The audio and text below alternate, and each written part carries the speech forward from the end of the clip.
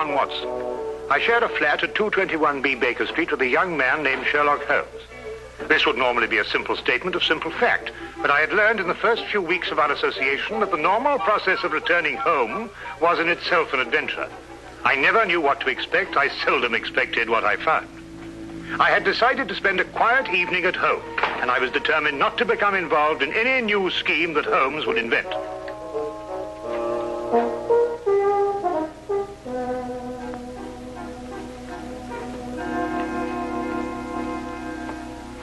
Sulfate gas.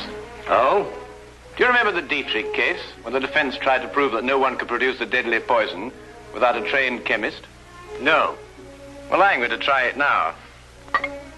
With kitchen utensils and a secondary school chemistry book. I knew it could be done. There it is, Watson. Brilliant. Now you've gone too far.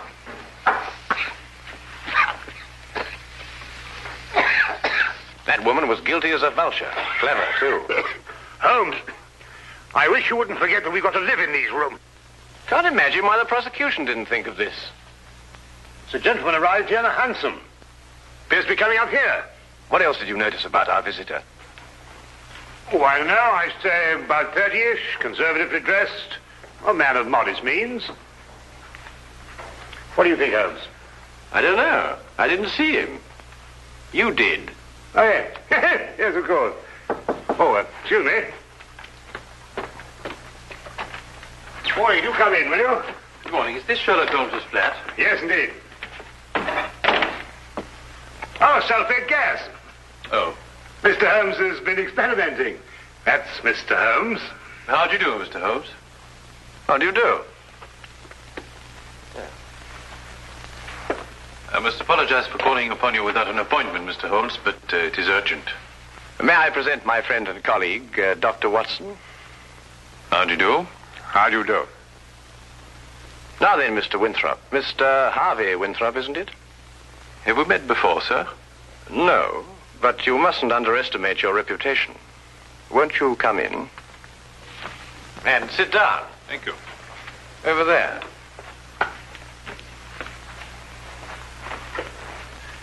I had heard your powers of observation were remarkable, Mr. Holmes.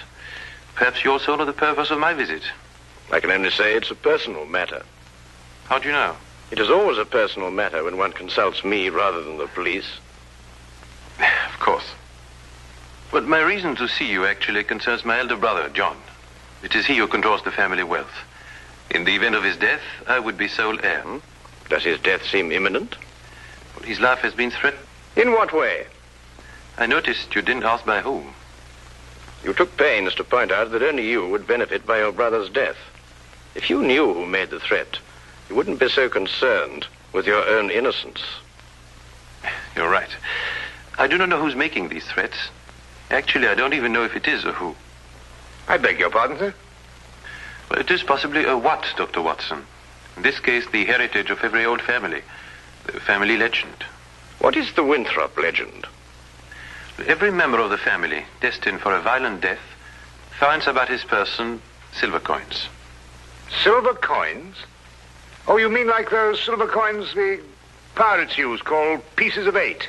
Exactly, Dr. Watson. Pieces of 8 as a warning, and at the time of death, a gold doubloon. Have these coins any special significance?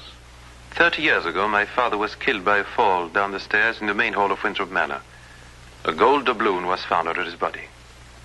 Was he actually seen to fall downstairs? No. The manor was closed and has remained so ever since.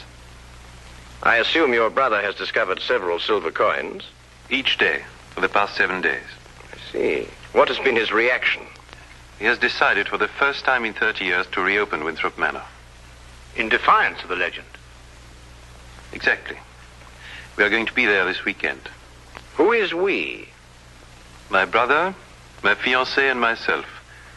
And I would like you two, Mr. Holmes and Dr. Watson, to be there as well. Well, that's very good of you, sir. Do you have any other evidence to substantiate your belief? I was very young in those days, but I can still remember the sight of my father's body at the bottom of those stairs. Dr. Watson and I will arrive at Winthrop Manor this Friday night. Oh, thank you very much. If there's anything I can do until then, or if there's any question you want to ask me before, please don't hesitate to call upon me at any time. We'll do that. Thank you. Again, thank you, gentlemen. Not at all. Good day, you, sir. Good day. Well, Holmes, what do you think? I think it's amazing the extent to which people will go to obscure the simple facts of murder or threatened murder. You don't believe in the legend? Nonsense. Well, but after all, Holmes, you said yourself that these things very often have a basis of fact. The odor lingers. There was no mention of that in the Dietrich's case. I'm a man of science myself, Holmes, you know that. And yet there are things that happen every day for which they have no logical explanation. How would Mrs. Dietrich's have removed the odor? Of course, it could work equally well both ways. Winthrop himself admitted that in the event of his brother's death, he was the heir to the estate. His visit here might have been a blind. The solution of a murder, Watson, is infinitely easier than the prevention. We have committed ourselves to a weekend in a drafty manor house that has been closed for 30 years. We will watch and we will wait. And in time, we will apprehend the persons or ghosts who will commit the murder of the Winthrop legend.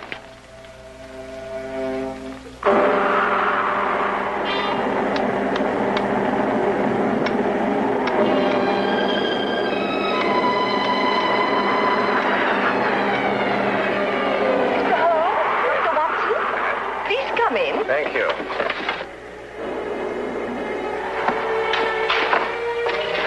The thunder was making so much noise, I wasn't certain I heard you knock. Yes, I think we got here just in time. Yes, we were worried that you were caught in the storm. I'm Mrs. John Winthrop. How do you do? I'm Dr. Watson. This is Sherlock Holmes. How do you do? I'm very pleased to meet you. You can leave your things here and go into the sitting room. We managed to get it comfortably warm. I'll have your luggage brought up to your rooms. You'll have to excuse the inconveniences of the house. My husband's decision to spend the weekend here was rather sudden. And I'm afraid we're understaffed. Please don't concern yourself with us, Mrs. Winthrop. I'm sure we'll be very comfortable. Oh, there you are. I'm glad you made it before the storm. I see you've already met my sister-in-law. Yes, we have. How do you do? Oh, Harvey, perhaps you can show Dr. Watson and Mr. Holmes to their rooms. Yes, you probably want to freshen up. Good evening, gentlemen. This is my brother, John Winthrop. Dr. Watson. How do you do? How do you do? How do you do? How do you do, sir? I hope you'll be comfortable. Or as comfortable as possible in a house that's been closed for 30 years. I feel I should apologize. Not at all, sir. I'm sure everything will be fine. I hope so. Come down to the sitting room when you're ready. It's a bit more cheerful there. Let me show you to your rooms, gentlemen. Come along, my dear.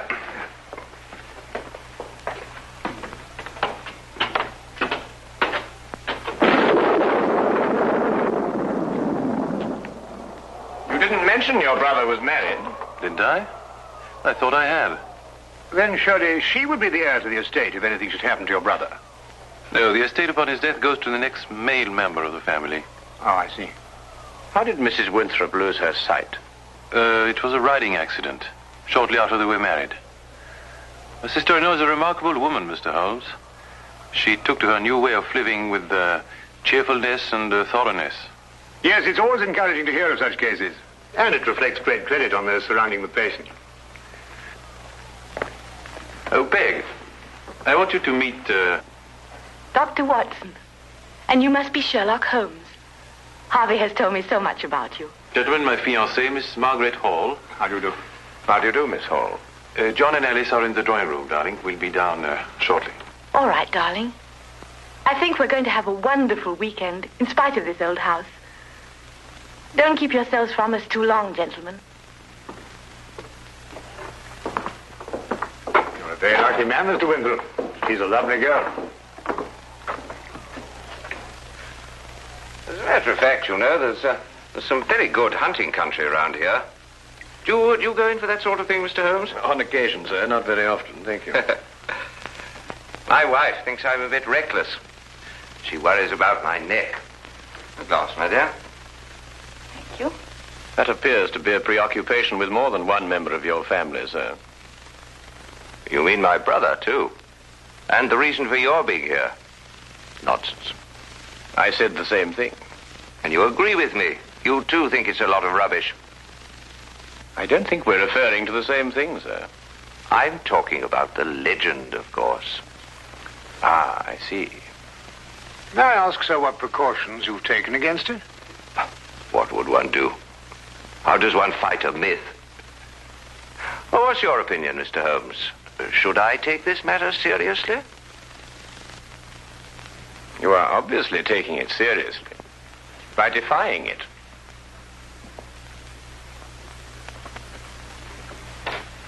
By coming down here to prove that it doesn't exist.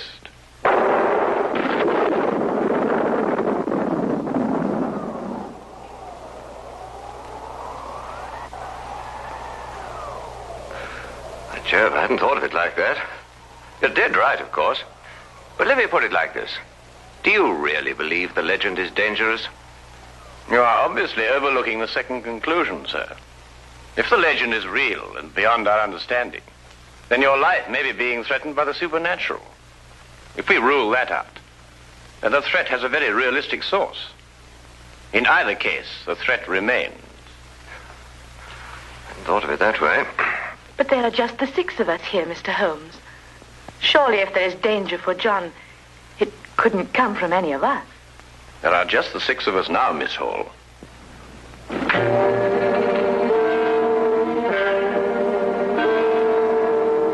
But now there are 7.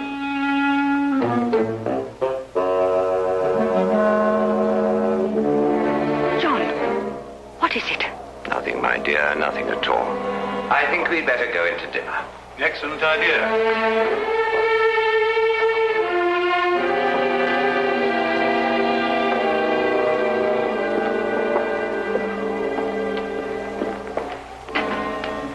I don't like it, Holmes. Neither do I, Watson. Neither do I.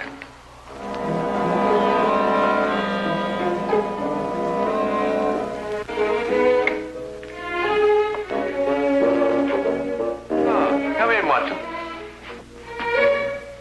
Oh, don't be alarmed, old chap. I don't think this contraption has been fired for centuries.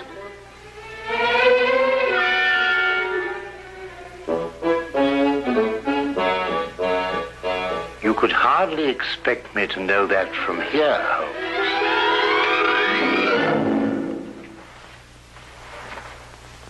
It seems it's working after all.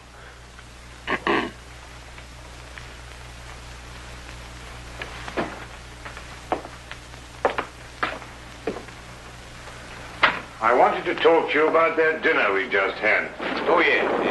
Excellent, Doc. Don't you agree? Well, it was better than the conversation, or lack of conversation, I grant you. Well, quite natural under the circumstances. Everyone's suspecting things they'd rather not say. What do you make of it, Holmes? Did you realize that young Harvey Winthrop was in love with Alice before she married his brother?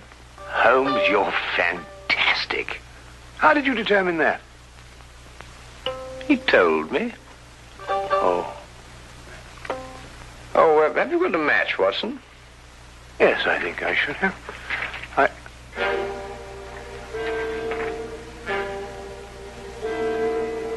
Holmes, look. Yes, I know. I slipped it in your pocket during dinner. You what? I just wanted to see how easy it was to plant those things on someone else. Well, really, Holmes, for all you know, I might...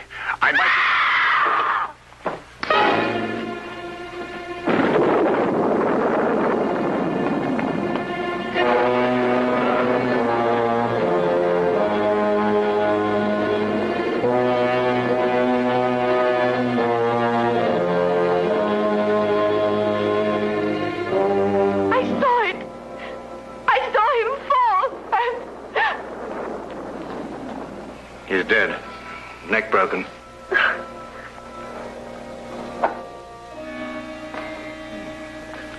A gold doubloon.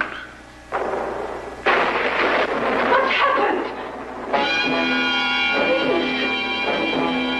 Will someone tell me? What's happened?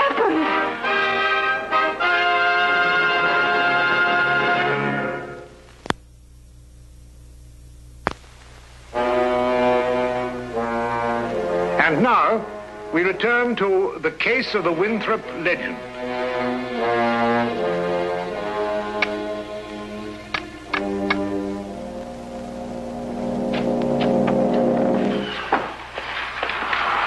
Had quite a time getting back here. The roads are turning bad. Harvey Winthrop. Good evening, sir. Could you get everybody together and see if we can try and get this thing sorted out? Where's the body? Over there. Broken neck. Died instantly.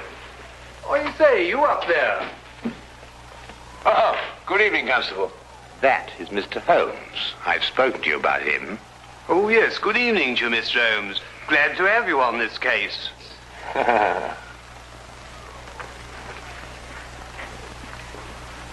His wife. Been a terrible shock for her. Oh, Mr. Holmes, I'd like to discuss this case with you. I've got several theories. Dr. Watson was telling me coming down in the carriage. I think it would be better if she retired for a while. These will help. Thank you, Doctor. Dr. Watson summarized the legend for me on the way down, but quite frankly, Mr. Holmes, I would say we're opposed to a devilish mind here. Holmes, really? I don't know. What on earth do you think you're doing? A button. At the very least, the very least. Observe, Watson, I've almost torn a button loose. Oh, so I should think after all those acrobatics. Are you going to sit like that all evening? And yet the late Mr. John Winthrop fell down a long flight of exceptionally sharp stone stairs without damaging his clothing. What's that? I'd better check. Yes, I think you had. He may not have torn a button, but he suffered some very severe damage to his neck, I'd like to remind you. An indisputable fact, my dear Watson. Well, what are you getting at, Holmes? That's right. Now we're getting somewhere. Come on, Watson, let's examine the situation more thoroughly. The killing blow was struck at the back of the neck, is that right?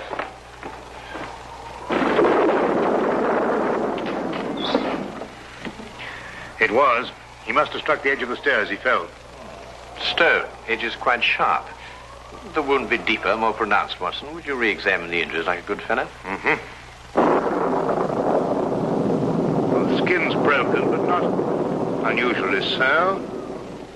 Still, it's difficult to know the position of the body when he fell. I agree with Mr. Holmes. Winthrop and the blind woman were at the top of the stairs when he fell. And in a position to have pushed him down. Right. You then imply that Miss Hall, being downstairs all the time, may be ruled out as a suspect. Well, I should take that as a prima facie proof of her innocence. Do you really think so, Watson? What's that?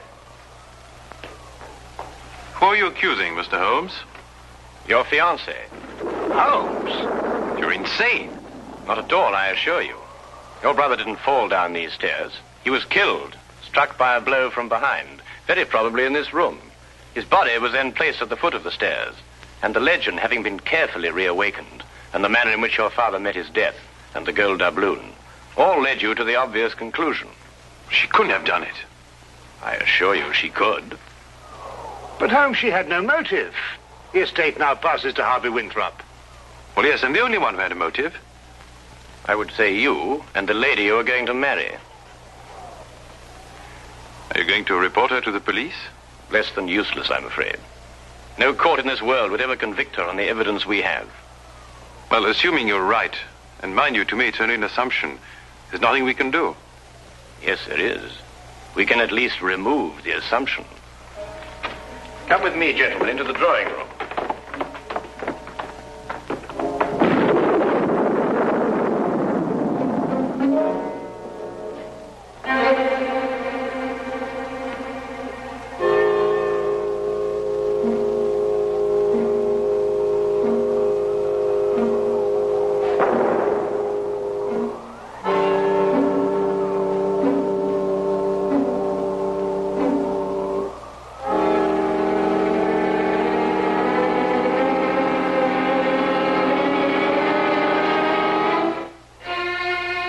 Constable, I didn't know you were there.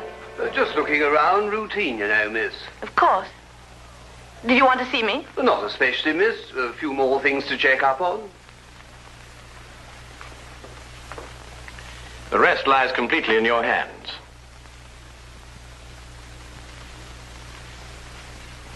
Alice is resting now. Not sleeping, but... Oh, this whole thing is horrible. If you'll forgive us, Dr. Watson has a medical certificate to fill out. Yes, I should attend to that.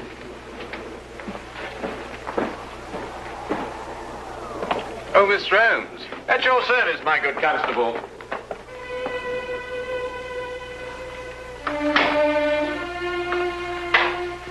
That Holmes.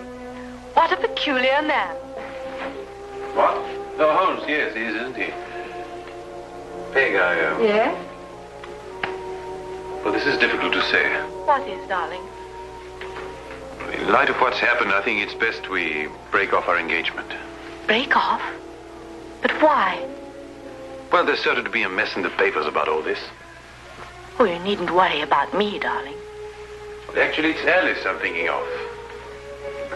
Alice? Yes, she'll be so terribly alone now. In a way, I feel responsible for her. You love her. You've always loved her. And now that your brother's dead, you... You mustn't think that. There's something else. What else? Why this sudden protective fatherly interest? 10 years ago, Alice and I went riding across the moors. I started a race. Her horse broke away from her, and she couldn't stop him. He took a high fence and fell. And Alice became blind. But you can't live with that for the rest of your life. It was an accident. It was unfortunate, but it shouldn't influence our relationship now. I'm afraid it does. To me. John dies, and you take Alice. That's funny. That's really ironic. Ironic? What makes you see ironic in such a situation? I don't know. I just meant nothing. Just an expression.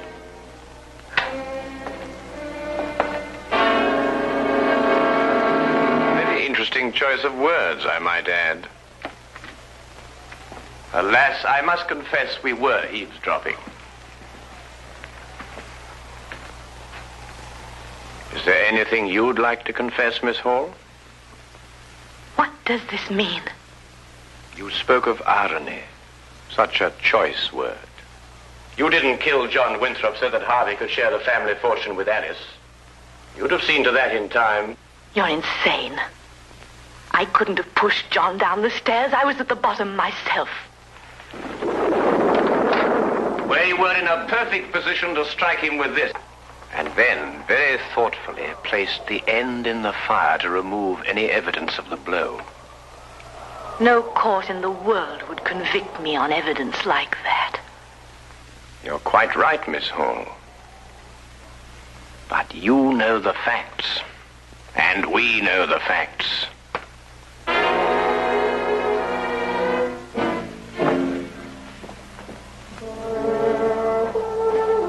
But surely, Holmes, something can be done.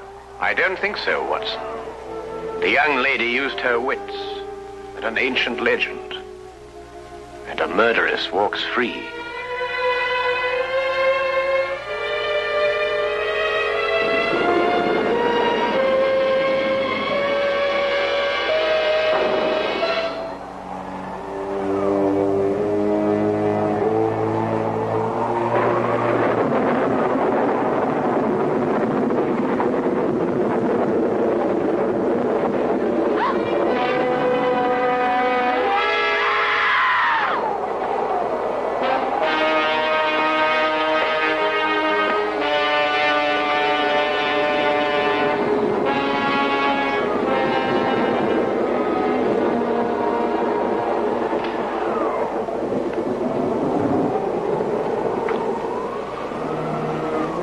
It's a gold doubloon. And she said no court in the world would ever convict her.